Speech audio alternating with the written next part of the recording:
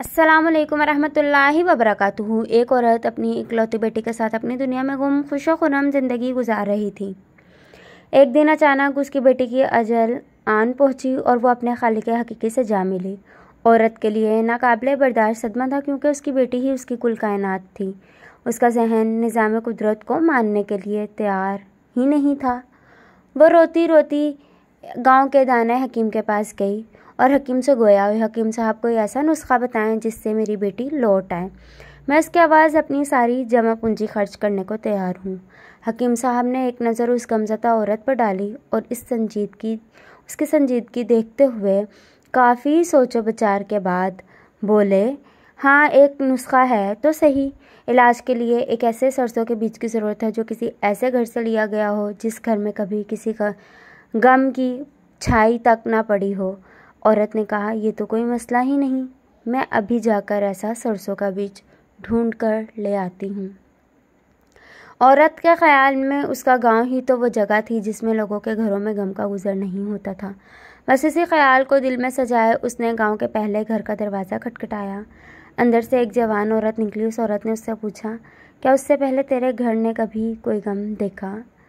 जवान औरत के चेहरे पर एक तल्खी सी नमूदार हुई और उसने दर्द भरी मुस्कुराहट चेहरे पर लाते हुए कहा, मेरा घर ही तो है जहाँ ज़माने भर के गमों ने डेरा डाला हुआ है।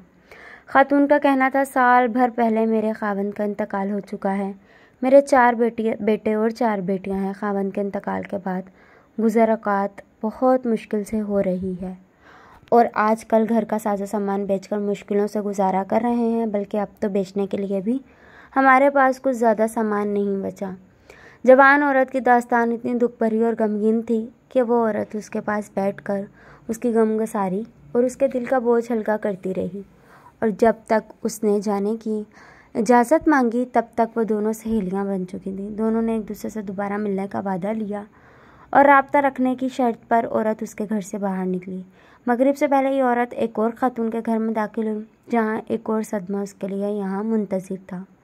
उस खातून का खावंद एक ख़तरनाक मर्ज़ में मुब्तला था। घर भर साहब फराश था।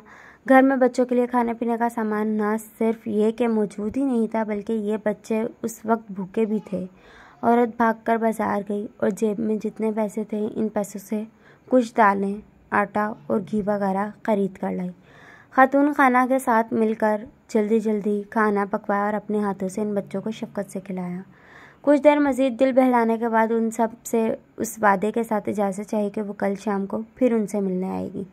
और दूसरे दिन फिर ये औरत एक घर से दूसरे घर और एक दरवाजे से दूसरे दरवाजे पर इस उम्मीद से चक्कर लगाती रही कि कहीं उसे ऐसा घर मिल जाए जिस पर गमों की कभी परछाई भी ना पड़ी हो और वहाँ से एक सरसों का बीज हासिल कर सके। मगर नाकामी हर जगह उसकी मुंतज़िर थी। हर गुजरते दिन के साथ उस औरत को किसी नई दुख भरी कहानी का सामना होता और ये औरत मसाइब और गमों से मुतासिर उन्हीं लोगों का एक हिस्सा बनती चली गई और अपने तई इन सब में खुशियाँ बांटने की कोशिश करती रही। वक्त गुजरने के साथ साथ ये औरत बस्ती के हर घर का हिस्सा बनती चली गई। वो औरत ना सिर्फ अपना दुख भूल चुकी थी, बल्कि वह ये भी भूल चुकी थी कि वो एक ऐसे घर की तलाश में निकली थी जिस पर कभी गमों की परछाई ना पड़ी हो।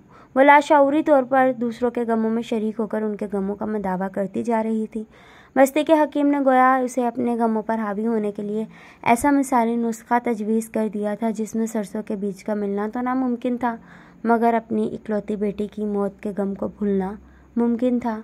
और यह उसी लम्हे ही शुरू हो गया था जब वो बस्ती के पहले घर में दाखिल हुई थी। जी हाँ, ये किस्सा कोई मुआशरती इस्लाह का नुस्खा नहीं है, बल्कि ये तो एक खुली दावत है हर उस शख्स के लिए जो अपनी अना के खौल में बंद दूसरे के गमों और खुशियों से सरोकार रखे बग़ैर अपनी दुनियाओं में गुम और मगन रहना चाहता है। हालांकि दूसरों के साथ मेल जोल रखने और उनके गमों और खुशियों में शिरकत करते से खुशियाँ बढ़ती ही हैं, कम नहीं हुआ करती। ये कहानी बताती है कि आपका ये मुआशरती रवैया आपको पहले से ज़्यादा खुशी